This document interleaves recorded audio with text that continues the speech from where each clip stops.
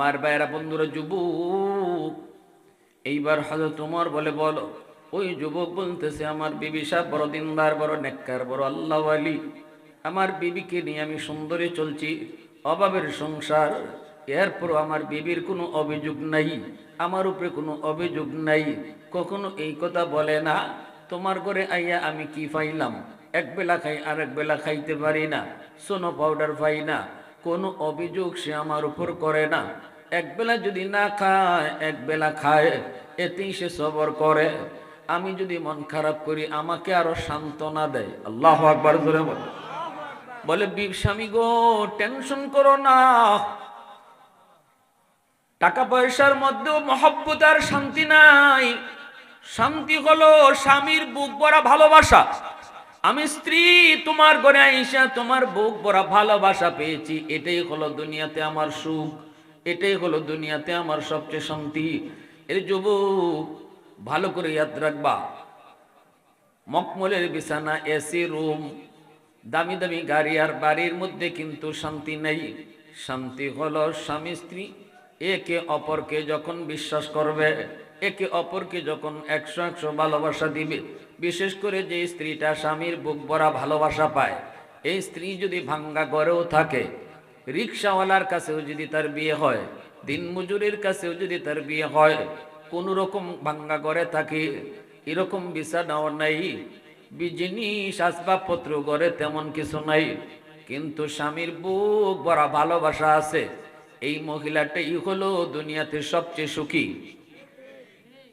আর যেই স্বামীর বুক ভরা ভালোবাসা নাই, কিন্তু স্বামীর গাড়ি আছে, বাড়ি আছে, ফ্যাক্টরি আছে, রাত 2টা বাজে মদ খায়া ঘরে ঢুকে, বিবি কই খবর নাই, কোনো খবর নেয় না, আইসে তার মতো। বিবি যদি জিজ্ঞেস করে, কইছিলা, কথা কইস না, আমার কত গার্লফ্রেন্ড বয়ফ্রেন্ড, কত ক্লাব টাব আছে, এগুলা সাইরে আইতে একটু সময় লাগে না, কথা কয় না। যে মহিলাটা স্বামীর আশায় রাত অপেক্ষায় আছে, আমার স্বামী কখন আসবে, সে ঘরে ঢুকে যদি মাতাল হইয়া মুখ বেংলাইয়া এইভাবে কয়, আমার কত ক্লাব আছে, কত পার্টি আছে, এগুলা কইরে আসি, তুমি আমার অপেক্ষা করো কেন? ওই মহিলাটা এই মখমলের বিছনার এসির রুম আর লক্ষ কোটি টাকার গাড়ি, এই কিছু পাইয়াও কি তার কলিজায় শান্তি আছে? জোরে বলেন। যুবক বলতেছে, হুজুর, আমার স্ত্রীটা বড় দিনদার, আমি যা দেই তাতে সে খুশি, এইভাবেই চলছে, কিন্তু আমার তো আমি পারি না, রুজি পাই না, রুজি করতে পারি না, কাজকর্ম পাই না। একদিন আমার বাড়ির পাশ দিয়া এরকম একদল ব্যবসায়ী কাফেলা যায়, সিরিয়ার দিকে তারা যাইতেছে। আমি জিজ্ঞেস করলাম, ভাই তোমরা কই যাও? কই সিরিয়ায় যাই ব্যবসার জন্য। আমি বললাম, ভাই রে, আমাকে তোমরা সাথে নিবাইনি? কই নিতে পারি, তবে তোমাকে আমরা দিনে 500 টাকা দিব মজুরি, তোমার এই, রাজি থাকলে তুমি আমাদের সাথে চলতে পারো। তোমাকে আমরা যতদিন আমরা শামশিরিয়ায় থাকব, ততদিন হিসাব করে দিনে 500 টাকা মজুরি তোমাকে আমরা দিব। যুবক বলে, ঠিক আছে, আমি রাজি, এবার একটু অপেক্ষা করো। স্ত্রীর কাছে আইসা বলতেছি, বিবি গো, ও বিবি, ও বিবি, একটু পরামর্শ আছে, বলো। এই প্রস্তাব পেয়েছি, আমি তো যেতে চাই ব্যবসায়িক কাফেলার সাথে শামশিরিয়ায়, কিছুদিন ওদের সাথেই থাকবো, এরপরে আসবো কিছু টাকা নিয়ে, পয়সা নিয়ে।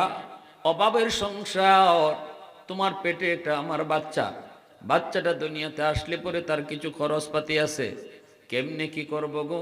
বিবি একটু অনুমতি দাও, অনুমতি দিলে পরে আমি ব্যবসায় যেতে পারি। সাথে সাথে বিবি সাহেব কই, না গো স্বামী, আমার ব্যবসায় যায় কোটি টাকা লাগবে না, আমি যা পাই তাতেই তো আমি খুশি, আমাদের তো সুন্দরে চলছে, আরামে চলছে, তুমি আমার কাছে আসো, এটাই হলো আমার জীবনের সবচেয়ে সুখ। দূরে যাওয়ার প্রয়োজন নাই, এর মাঝে আমার পেটে তোমার সন্তান, হঠাৎ কখন কি হয় কিছুই জানি না, ডেলিভারির সময় যদি তোমাকে কাছে না পাই, ওই বিপদের সময় আমি কি করব, কে আমাকে দেখশন করবে গো স্বামী?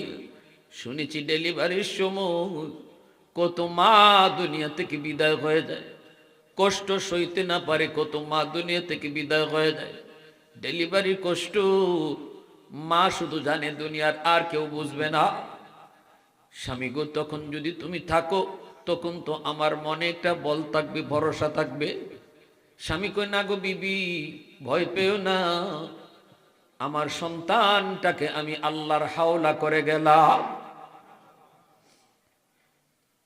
বিবির কাছ থেকে অনুমতি নিয়ে যুবক রওনা দিয়ে দেয়। শামশিরিয়া ব্যবসা হয়। বেশ কিছুদিন পর বাড়ি ফিরলো। আইসা দরজার পাশে আইসে ডাক দে বিবি, কিন্তু দরজা বন্ধ, কেউ দরজা খোলে না। ঘরের ভিতরে কোনো মানুষের আওয়াজও নাই, কোনো আওয়াজ নাই, কোনো আওয়াজ নাই।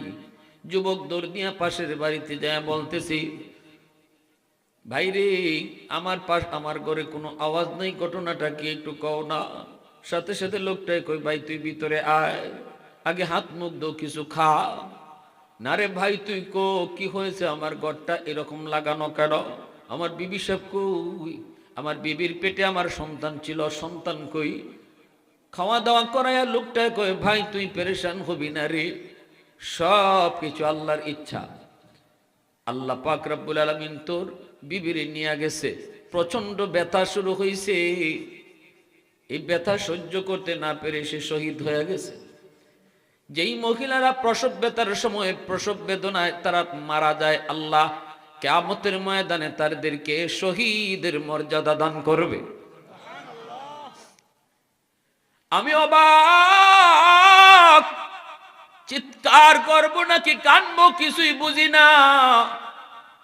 পেটে সন্তান লইয়েই তোমার স্ত্রীকে দাফন করা হয়েছে। আমি তো রাতের অন্ধকারে পাগল, একটু কোন দিকে কবর? ওই দিকে কবর, কবরটা ওই যে। আমি পাগলের মতো দৌড়ে গেলাম, কাছে যাওয়ার আগেই দেখি কবরের উপরে আগুন দেখা যায়। আমি তো ভয়ে অস্থির হয়ে গেছি গো। আমার বিবির উপর কবরে তো আযাব হওয়ার কথা না, আমার বিবির কবরে তো আগুন থাকার কথা না। আমার নবী বলেছেন, যে স্ত্রীর উপরে তার স্বামী রাজি থাকে, এই স্ত্রী মরতে দেরি, জান্নাতে যাইতে দেরি হয় না। আমি তো আমার স্ত্রীর উপরে খুশি, আমি তো আমার স্ত্রীর উপরে রাজি। আমার স্ত্রী কেন কবরে জাহান্নামের আগুনে জ্বলবে না? হয় না। কবর তো ভয়ঙ্কর এক জায়গার যুবক। আল কবরু রাউযাতুম মিন রিয়াদিল জান্নাহ আও হুফরাতুম মিন হুফারিন নার। কবরের আযাব, কবরের শাস্তি আল্লাহ পাক দুনিয়াতে নগদ কাউরে দেখায় না। দুনিয়াতে আল্লাহ কবরের কোনো হালত মানুষকে দেখায় না। যদি আল্লাহ কবরের হালত দুনিয়াতে মানুষকে দেখাইতো, তাহলে মানুষজন কবরের পাশ দিয়া দিনের বেলাও যাইতো না।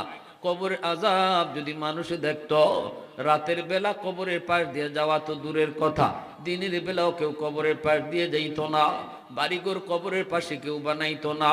মা মারা গেলে, বাবা মারা যাওয়ার পর বাপ মার লাশ নিয়ে সন্তান কবরে যাইতো না।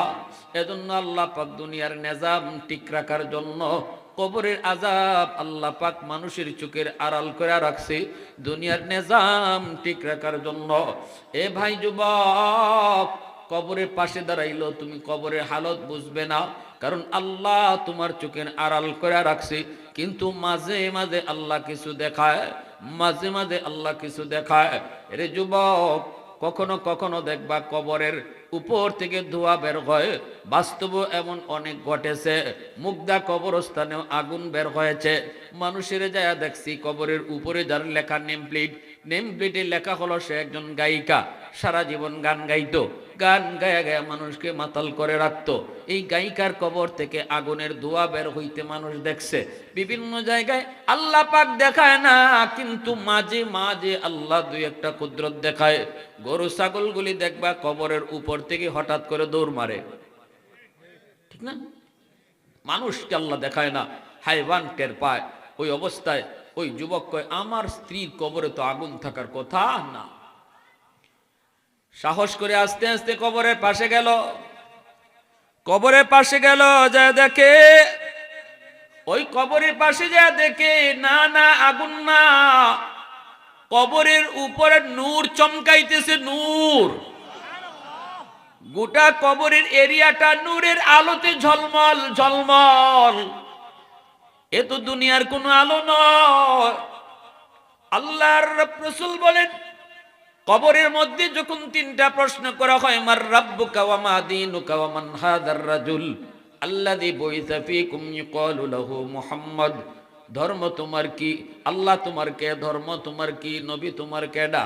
এই তিনটা প্রশ্ন যখন কবরের ভিতরে করা হবে, যেই মানুষটা কবরের এই তিন প্রশ্নের জবাব দিয়ে দিবে, তখনই আল্লাহ বলবে সাদাকা আবদি। আল্লাহ পাক রব্বুল আলামিন বলবে আমার বান্দা সঠিক জবাব দিয়েছে। ইউনাদি মুনাদিম মিনাস সামা, আসমান থেকে একটা ঘোষণা দেওয়া হয়, সাদাকা আবদি, আমার বান্দা সত্য বলেছে।